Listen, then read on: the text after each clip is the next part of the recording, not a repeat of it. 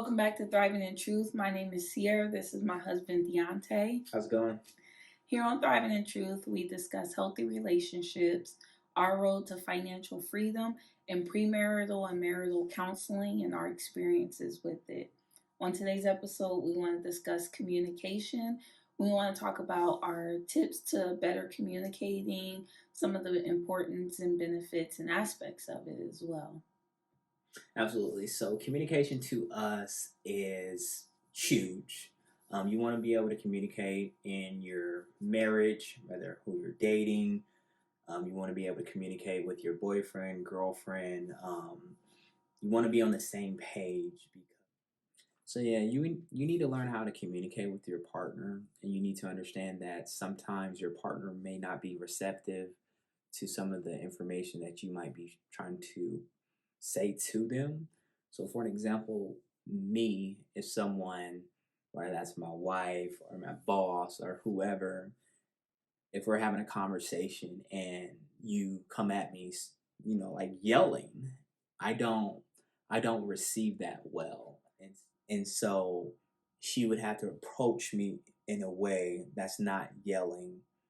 And if she is in a yelling mood, and I'm in an emotional mood or something, then we would need to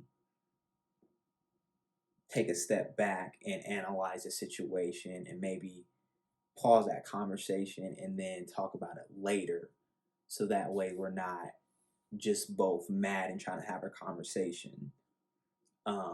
And then that's where you two will have a conversation later on in the day or later on in the week.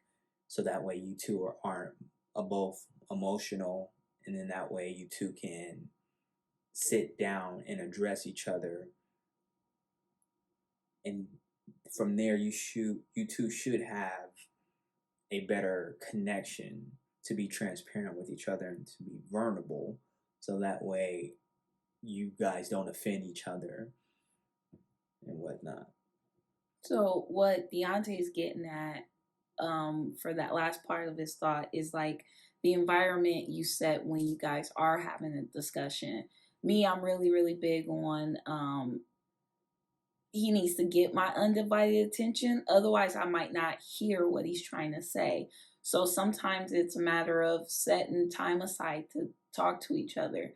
Sometimes it's a situation where you want to think about what you want to say ahead of time so that you know that your partner is receptive to whatever you're trying to get across.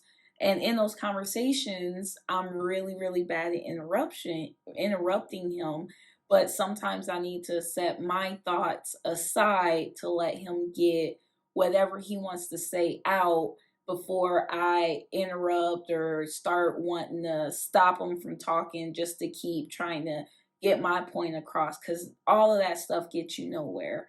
And pretty much another good thing is, when you're in those environments to talk, no phones, away from people. You want to be able to get these points across in private most of the time, just because that helps with that transparency and that vulnerability that Deontay was talking about.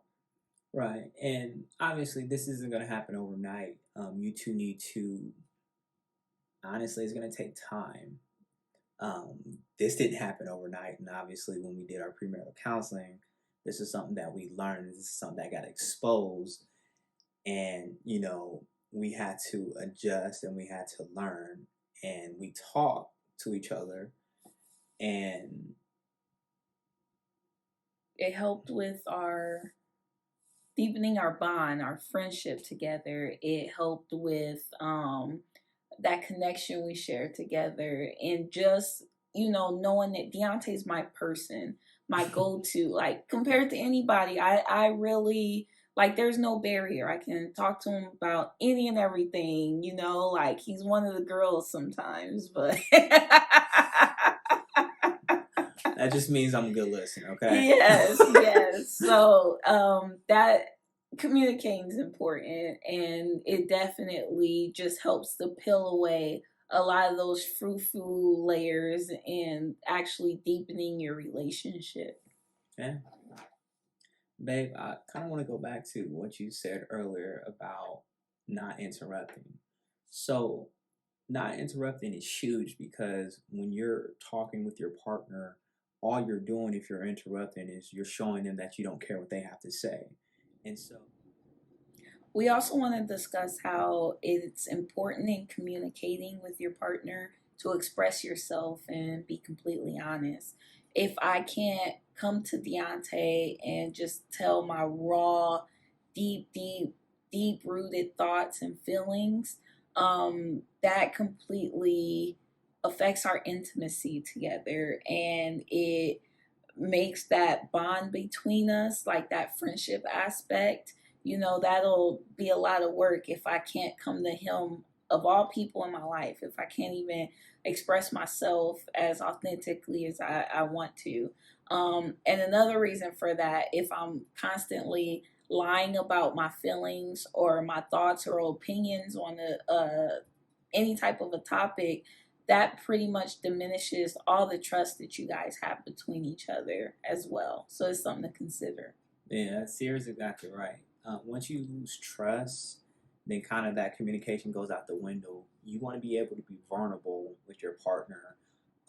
If she or he is constantly lying, that's going to ruin that trust factor. And so you want to be able to be open, regardless if it is going to hurt your partner's feelings.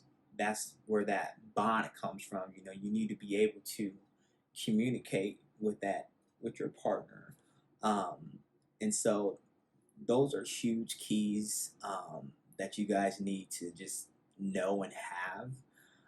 Another key is body language. And so body language is huge because, you know, if you're engaging in a conversation and your partner is, you know, kind of reserved, you know, and you're just like super animated and just talking, and you're just like, well, you know, what's going on? Like, did I say something to offend you? And if you're not kind of keen on those type of responses or that type of body language, you're gonna miss it. And so that's huge. Do you got anything about body language, babe? With that, you want to have eye contact with each other. Put the phones away. Don't seem so dismissive, especially if what your partner's talking about is very important to them in that moment. Um, kind of make sure that, if anything, if you need to just stop what you're doing to focus on them, face them sometimes.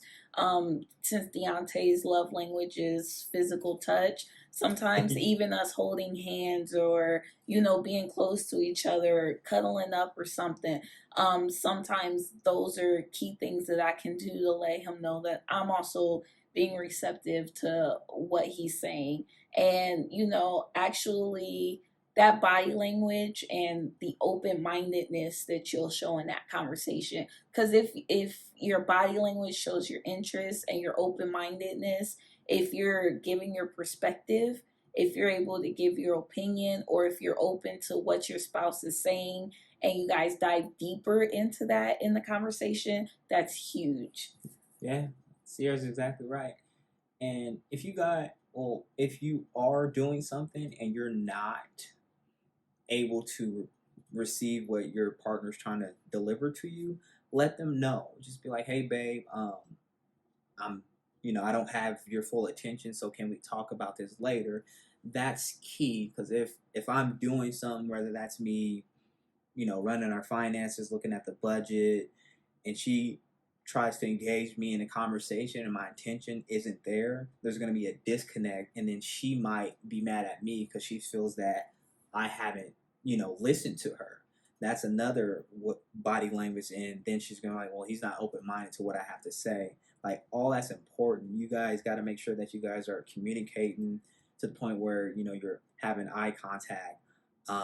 Those are huge. Those are like huge. And all that plays on the respect you're showing towards your partner. Are you being dismissive by not looking at them, brushing off what they're saying? You're giving them short answers as responses. Are you just completely not involved in it? Is it a one-sided conversation?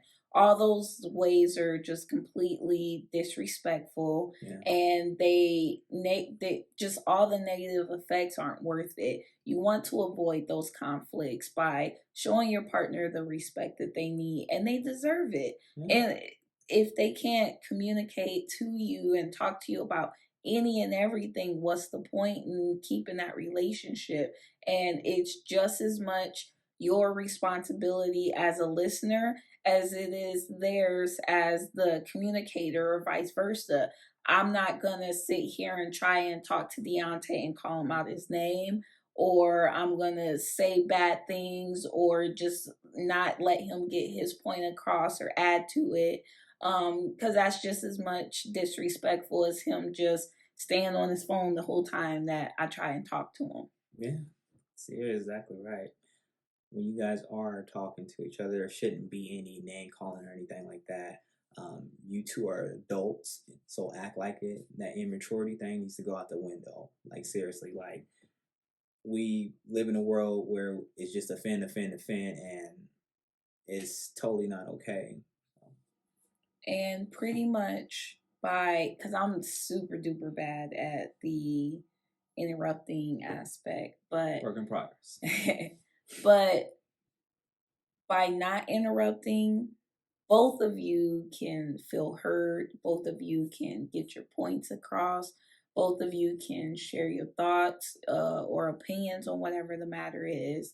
And by both of you being able to say your piece and both of you feeling like you've been heard, it's just another form of respect. It's another way to just let the conversation happen organically without any misunderstandings or heightening the emotions by constantly interrupting, because that can make matters worse. Yeah. Well, that's it for this video. If you guys did like our discussion, if you guys have any comments, please leave them down there. If you guys want us to elaborate on anything that we discussed today, let us know in the comments. And you guys have a happy Thanksgiving. Please like, share, and subscribe this video. Catch you guys next week. Bye, guys.